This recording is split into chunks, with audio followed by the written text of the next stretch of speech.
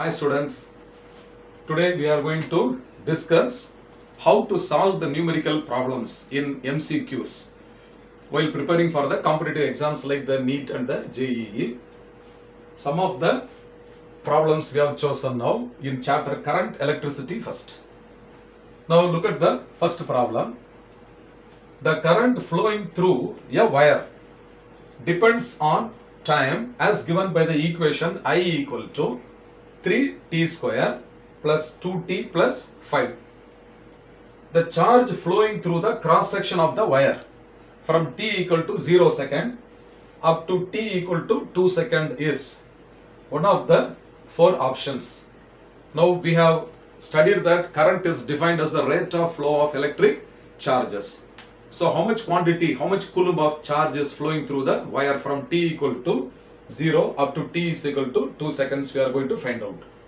Now let us write the given equation first. So current I, which is also equal to rate of flow of charges dq by dt. This is the definition of electric current. So instead of I can also substitute dq by dt. And this is as per the given equation, this is 3t square plus 2t plus 5. Now this dt is shifted to the right side. So I am going to write this as R dq is equal to 3t square plus 2t plus 5 into dt. Therefore Q is equal to integral of 3t square, okay, plus 2t plus 5 into dt. I am going to integrate these three terms. So Q is now equal to 3 into integral of t square into dt plus 2 into integral of t dt plus 5 into integral of dt. Now the limits of the integral are t equal to 0 to t equal to 2. So the lower limit is 0, upper limit is 2. So t equal to 0 to 2 seconds.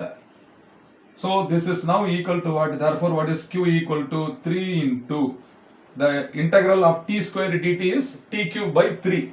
So this is t cube divided by 3 plus 2 into integral of t dt is what? T square by 2. So this is t square divided by 2 and plus 5 into this is 1 into dt, that is t power 0. Therefore 5 into the integral value is t. Now the lower limit is 0, upper limit is 2. So 0 to 2. Now you will see that this 3 and 3 get cancelled, this 2 and 2 gets cancelled, and the lower limit is 0, is it not? So it will vanish, lower limit will vanish, only the upper limit will have the value. So substituting t equal to 2 now, 2. So this is equal to t cube. So this is 2 cube plus here t square is 2 square. So this is 2 square plus 5 into 2. So this is 5 into 2. So that this is equal to, so q is equal to 2 cube is how much? 2 into 2 into 2 is 8. So 2 cube is 8 plus 2 square is 2 into 2 is 4. So plus 4 plus 10. So this is 8 plus 4 is 12. 12 plus 10 is 22. So this is 22 coulomb. Understand? 22 coulomb. So you check which of these options is 22 coulomb is C. Option C is correct. So now this option, okay, C, this is the answer. So this is option C is the answer. Option C is the correct answer. Okay students, by using the concept of integration, okay. Now the second sum is slightly different. It is based on the drift velocity. I will read the problem first. Two wires of the same material. They have given the clue here. So whenever you read the problem itself, you should grasp some knowledge of what is the given contents. Suppose if I will say two wires are made up of the same material, means immediately what should come into your mind? The density is the same. Then the specific resistance or the resistivity is the same. Like that, some concept is given. So two wires are of the same material, having diameters in the ratio 2:1. So these two wires diameters are different. So I will take D1 is to D2 is equal to what? 2 is to 1. One is a thick wire, the other one is a thin wire. That idea we should get first. They carry the same current. See the clue. Same current is flowing through both the wires. Though their diameters are different, okay, the current flowing through them is the same. That is the hint given. Same current I is flowing through them. Now the ratio of their drift velocities, will be one of these options. Very interesting problem. This is very interesting problem. So first let us start with the expression for the drift velocity. So drift velocity, or you tell me the relationship between current and drift velocity. Is there any relationship between the current and drift velocity? I will write I, okay, I is equal to N A E into V drift. So this is the scalar form of the equation, taking the charge of the electron as E. N is the number of electrons per unit volume, and A is the area of cross section of the wire. So suppose if you take a cylindrical wire like this and cut anywhere, what will be the shape of the cross section? Is circular. Okay, so area is taking the formula pi r square, and r is diameter by 2. This idea only we are going to use now. So look here students, the relationship between current and drift velocity I have written in scalar form. So I is equal to N A E into V drift. So from this we need an expression for drift velocity only. So this implies V drift is equal to I divided by N A into E. I told you that area A is equal to pi r square, is it not? So here itself I can write, okay, it is a pi r square. So this is equal to I divided by N into pi into r square into E. So area of cross section I have substituted pi r square.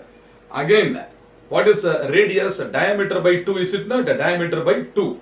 So this now V drift, okay, therefore V drift is also equal to I divided by N. Second term is pi into R is a d by 2 the whole square, so that this will become d square by 4 into E.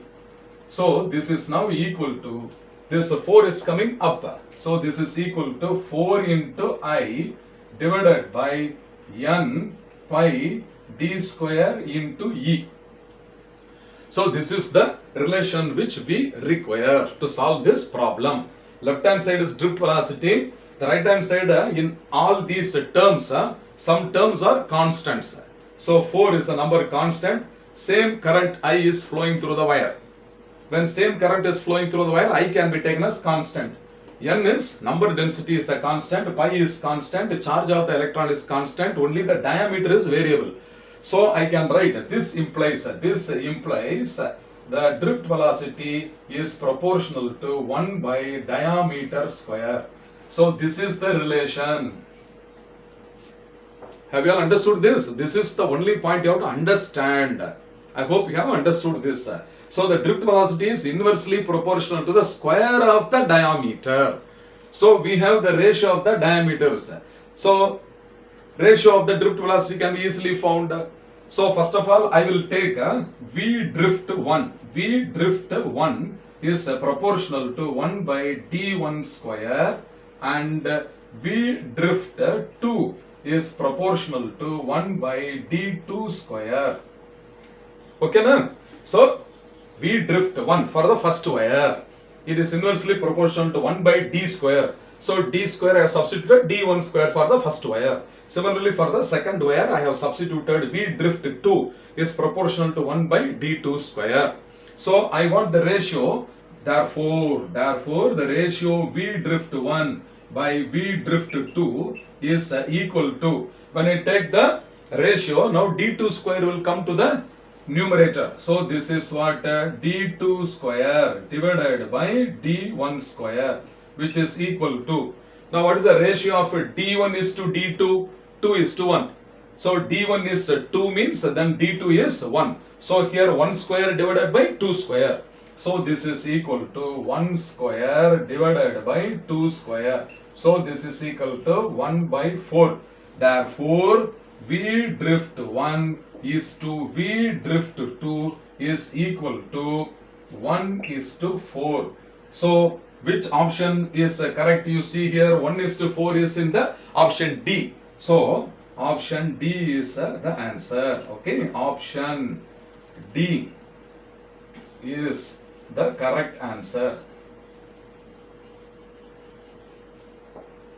Have you all understood? I hope you have understood. Let us continue with some other numerical problems following this. Okay.